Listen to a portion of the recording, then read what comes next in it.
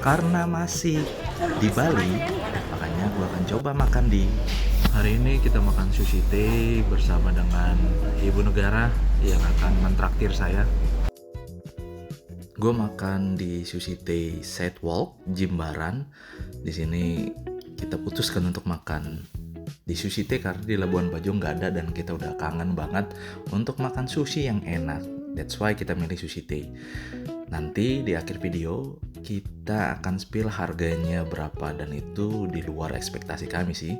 Bisa dibilang cukup affordable juga untuk 6 menu yang kita pesan.